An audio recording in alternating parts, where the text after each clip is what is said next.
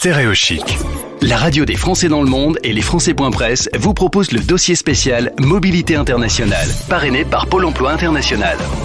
C'est le mois spécial sur la mobilité internationale en partenariat avec Pôle emploi international. On découvre plein de choses, on apprend plein de choses et là encore, je pense que vous allez être surpris. Jean-François Riffel est mon invité, consultant relations institutionnelles et partenariat à l'APEC. Bonjour Jean-François, bienvenue sur la radio des Français dans le monde. Bonjour et merci de me recevoir. Au moment où on se parle, tu es à Strasbourg. Tout à fait, je suis à Strasbourg. Alors j'ai un poste national, mais je suis positionné à Strasbourg, tout à fait. Alors on va parler de l'APEC. C'est peut-être bien de commencer cette interview en rappelant ce qu'est l'APEC. Alors tout à fait, l'APEC c'est une association de droit privé, loi 1901.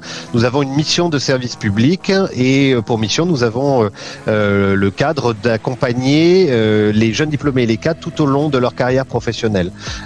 Donc c'est à partir de Bac+3 aujourd'hui et les personnes qu'on accompagne dans le cadre du CEP ou d'autres activités, lorsqu'ils souhaitent une formation, changer d'activité, aller à l'international, créer une entreprise, nous accompagnons ces personnes tout à fait. Alors on va scinder deux parties. Il y a les salariés qui cherchent à trouver un travail et pourquoi pas à l'international, on va en parler. Puis il y a les entreprises qui cherchent des salariés. Donc on va scinder les deux sujets, on va le faire dans l'ordre. Si on commence par les salariés, on est sur la radio des Français dans le monde. Imaginons que je suis cadre et j'aimerais bien partir à l'international parce que ça me donne envie. On peut passer par la porte de l'APEC. Tout à fait. À partir du moment où vous souhaitez avoir un rendez-vous avec une personne, un consultant de l'APEC, il suffit d'aller soit sur le site www.apec.fr, soit sur le numéro vert et contacter l'APEC directement et avoir un rendez-vous. L'idée, c'est vraiment, soit vous avez besoin d'un rendez-vous ou la personne qu'on a en face a besoin juste d'un rendez-vous parce que voilà, il souhaite caler son projet à l'international, ou alors ça peut être sur du plus long terme. Il peut se faire en présentiel ou en distanciel et on va accompagner la personne jusqu'à maturation du projet en fonction du cahier des charges qui est le sien. Voilà. L'idée aussi, c'est d'accompagner les gens dans le projet pour que le projet tienne la route, qu'il puisse vraiment être le viable le mieux possible, on va dire ça comme ça.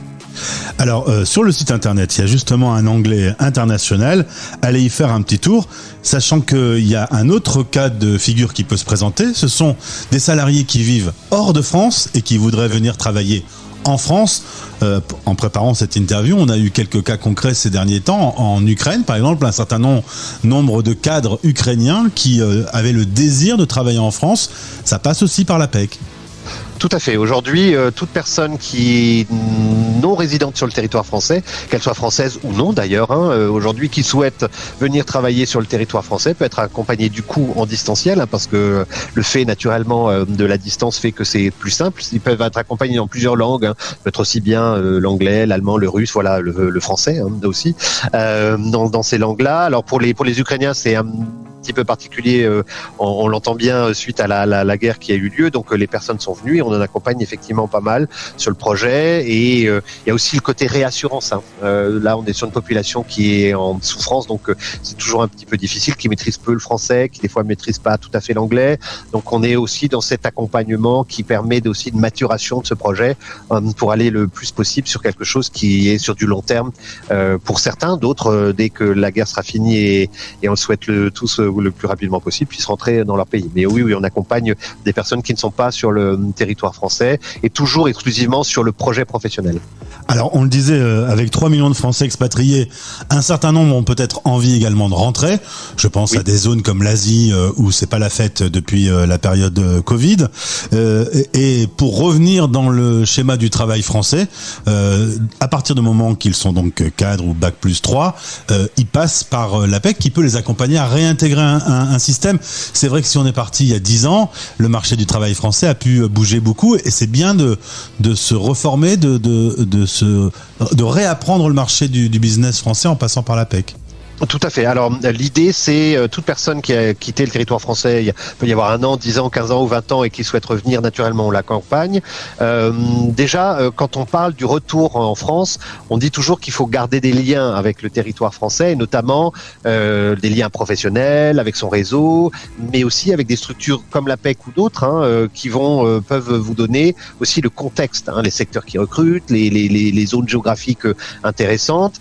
L'idée, c'est vraiment de garder ce lien professionnel, parce que quand on a un projet, de revenir en France, c'est pas aussi simple. C'est-à-dire que souvent, on a été dans un environnement différent, on a été dans une culture différente, et se réadapter aussi au système français peut demander une préparation, et c'est toujours mieux d'avoir quelqu'un en face de vous qui vous remet un petit peu on va dire, alors je vais utiliser une expression qui est pas toujours la bonne, mais l'église au milieu du village. C'est-à-dire que replacer les choses dans leur contexte. Voilà, c'est mieux de le dire comme ça. Et Jean-François, quitte à être précis, rappelons aussi que l'APEC accompagne sur la partie professionnelle, mais ne va pas résoudre le problème administratif, les visas, les banques, etc.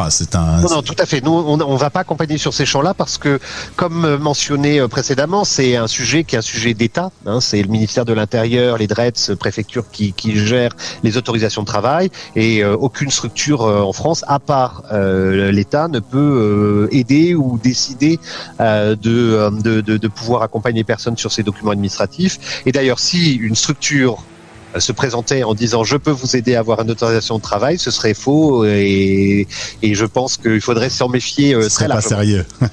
Oui.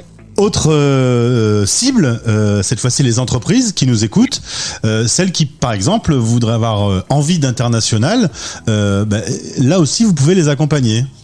Tout à fait. On accompagne les entreprises françaises qui vont recruter des compétences pour l'étranger.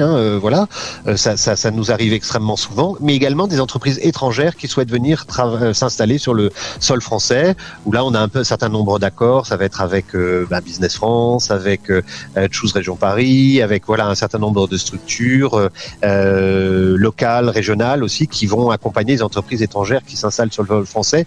C'est souvent le premier représentant d'une entreprise étrangère sur le sol français. Ça peut être un directeur d'usine, ça peut être un directeur de zone d'entreprise commerciale. Voilà, l'idée c'est vraiment ça. Par contre, on ne fait pas pour des raisons statutaires d'entreprises étrangères qui recruteraient pour l'étranger. Je suis une entreprise libanaise et je recrute pour le Liban, c'est pas possible. Voilà. Par contre, je suis une entreprise libanaise et je m'installe en France, il n'y a aucun souci. Alors, il y a des synergies. On est en partenariat avec Pôle Emploi. C'est l'occasion d'expliquer qu'un certain nombre d'ateliers, parfois, vous pouvez les monter ensemble, chacun ayant son domaine de compétences qui peut se compléter. Parlons par exemple de la synergie autour du VIE, c'est intéressant. Oui, alors comme vous le mentionnez, comme tu le mentionnes, nous travaillons en synergie avec Pôle Emploi, et nous, c'est-à-dire qu'une personne qui est accompagnée chez nous peut aussi bien venir de Pôle Emploi, de l'APEC, et en fait, on peut avoir vraiment ces synergies-là. Et on a monté en trinôme avec Business France, Pôle Emploi et l'APEC un atelier à destination des jeunes, parce que le VIE c'est jusqu'à 29 ans, et on l'a monté de toutes pièces comme ça, tous les trois. Il est co-animé. On l'a monté, c'est une fois tous les 2 mois pour l'instant. En général, on a une moyenne de 120, 150 personnes qui participent, donc ce qui est plutôt un très bon score. On a plutôt un très bon retour. Voilà, et on va monter un certain nombre d'ateliers, toujours des webinaires en distanciel, parce que c'est quand même toujours plus simple. Aujourd'hui, suite au Covid, on a vu que ça marchait bien et que du coup, on pouvait intéresser finalement des gens sur tout le territoire. Ok, donc ça c'est vraiment bien.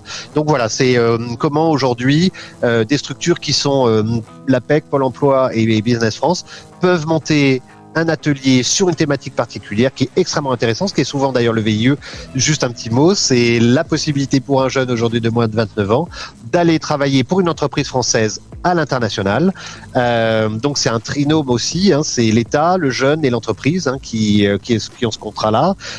Et c'est un très très très bon moyen de mettre le pied à l'étrier à l'international. C'est plus de 70% des jeunes, suite à la fin du VIE, restent soit dans l'entreprise dans lequel ils ont fait VIE, soit dans une autre entreprise, soit reviennent en France, soit voilà. Mais c'est 70%, le taux de transformation est excellent. On va d'ailleurs revenir avec Christophe Monnier, le directeur du VIE chez Business France, sur ce sujet dans le cadre de ce mois spécial. Jean-François, avec ton poste au sein de l'APEC, est-ce que tu peux constater que ces dernières années, il y a un désir d'international qui est plus fort? Est-ce que il y a des données chiffrées, ou est-ce qu'il y a juste un ressenti, mais en tout cas qu'on sent que l'envie d'aller explorer le monde est plus fort qu'avant? Alors, ça va être assez difficile de te donner une réponse parce que il y a eu le Covid entre-temps, donc ça a un peu changé un petit peu les chiffres. Moi, les seules choses que je puisse te dire, c'est la première, c'est que le 2022, enfin équivalent 2022 par rapport à 2021, on est à une progression de plus 15% d'accompagnement. Donc, ça sous-entendrait qu'il y a une volonté, d'aller vers de l'international. Par contre, je dirais, on va aussi vers de nouvelles formes d'organisation du travail. C'est-à-dire qu'aujourd'hui, on a une partie de la population qui souhaite aller à l'international, mais soit sur du télétravail, soit sur de l'indépendant positionné à l'international, en se disant, et toujours le Covid est passé par là, en disant finalement, moi que je travaille d'un pays avec un peu de soleil, avec un peu de sable, ou que je travaille dans le 15e arrondissement, voilà, je préfère finalement autant aller être sur la plage. autant non, c'est pas ça, mais autant être dans un environnement qui est un environnement qui est plus intéressant. Et on voit dans certains pays, alors je vais citer naturellement l'Espagne, le Portugal, où il y a des lieux qui sont des coworking, qui ont été montés avec des gens qui viennent de à peu près tous les pays du monde, qui se rassemblent finalement et qui travaillent dans une zone géographique. Donc on a aussi des nouvelles organisations professionnelles qui se sont mises en place avec des choix qui sont des choix de localisation qui de facto se font assez facilement à l'international. On avait d'ailleurs fait un mois spécial sur le digital nomadisme et là clairement c'est vraiment un mouvement qui est en marche, hein, on le sent. Oui, c'est un vrai mouvement qui est en marche et certaines entreprises se sont emparées aussi. Alors c'est encore assez timide, hein, on va être très transparent et on est plutôt sur des secteurs qui sont du type start-up, dans de la technique, voilà, dans du e-commerce, du marketing, où une personne peut être facilement délocalisée dans d'autres pays. Mais oui, c'est quelque chose qui fait son chemin et probablement que les nouvelles générations qui impulsent de nouvelles organisations de travail qui sont assez intéressantes d'ailleurs et à réfléchir, hein, je pense, parce que ça peut être mis en corrélation avec certains métiers en tension où on a du mal parfois à trouver des compétences. On peut peut-être imaginer aussi que de se dire que ces compétences, on a du mal à recruter en France, qui sont des compétences, alors naturellement probablement pas un directeur d'usine parce que à partir du moment où on est sur place, enfin il faut être sur place, mais sur certains métiers, de se dire qu'une personne finalement, si elle est la semaine, le mois, dans un autre lieu à l'international, à l'étranger, ce serait tout à fait réalisable. Et on voit d'ailleurs certaines entreprises aujourd'hui qui recrutent pour la France des gens qui sont positionnés hors du territoire français. On va dire que c'est le début d'une nouvelle tendance, quoi.